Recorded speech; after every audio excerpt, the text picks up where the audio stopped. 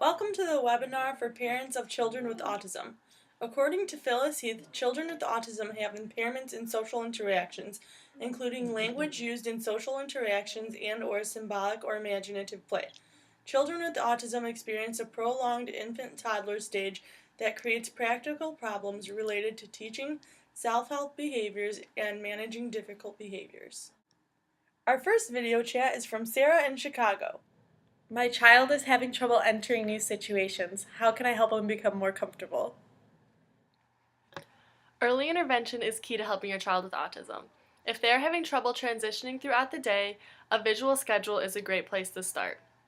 This way they can see the time, the activity, and step-by-step of what is going on that day.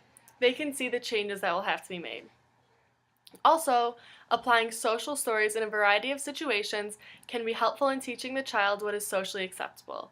For example, when going to a restaurant, you can walk them through how you put your napkin on your lap, order a drink, and always use please and thank you. When going to grandma's house, we knock on the door, wait for her to answer, and then take our shoes and coat off. There is also floor time therapy. This is when the parent is on the floor with the child at the same level. The parent should enter the child's game and let the child lead the play. This can help with two-way communication and engaging in human interaction. Parents push their child to be who they are rather than who their diagnosis says they should be. Our next video chat is from Katie in Rochester. My oldest son, Mark, has autism. He wasn't diagnosed until he was 5, and now I have an 8-month-old. I am worried that he is showing similar signs. What can I do? You can promote the use of the 5 linguistic skills, which are symbolic play, gesture use, comprehension, joint attention, and imitation. For gesture use, as parents, be a model by pointing or waving. For comprehension, after reading books with older children, go over the book with them, ask them about the main characters and the story plot. For imitation, simply just say, "Where is your nose?" simultaneously pointing at your nose, hoping that they will do the same thing. For symbolic play, you and your child can be sitting on the floor with a toy. Set the toy a distance apart and say, "Look at the chicken," while simultaneously looking at the chicken, and hopefully your child will also follow your gaze looking at the chicken. For imitation, you can use a banana to represent a phone. You can talk into the banana like it's a phone and say, "Derek, there's a call for you." Our next video chat is from Peter from Virginia. My son just recently got vaccinated and he started showing signs of autism. Are vaccines to blame?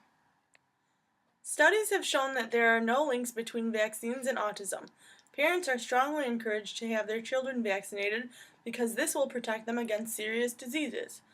If you have further concerns, partner up with a pediatrician or practitioner who will help ensure the optimal well-being of the child who already has autism. Our last video chat is from Ryan from New York. I have 2 children. My oldest son, John, is 10 and has autism, and Amy, who is 8, who doesn't have autism. Amy has been feeling discouraged when trying to play with John because he seems uninterested in interacting. What can I do to encourage play between my children? A strong relationship between a sibling who has autism and a sibling who does not have autism is possible. As a parent, you should answer any questions Amy may have about John and about autism. Speak to Amy often about autism and make sure information is accurate and age-appropriate. By being open and honest with Amy, she will feel less confused about why her brother acts the way he does. Since Amy is 8, she is going to be most concerned about explaining John's behavior to her friends. Give her a concrete understanding of what autism is so she can better explain it to her friends and be an advocate for her brother.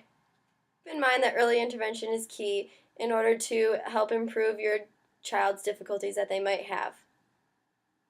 Don't be afraid to seek help. Webinars are a great resource, but also reach out to fellow community members as they may be going through the same struggles that you are. And thank you for joining us this afternoon. Be on the lookout for our next webinar at HGF307.com. Parents advocating for children unite!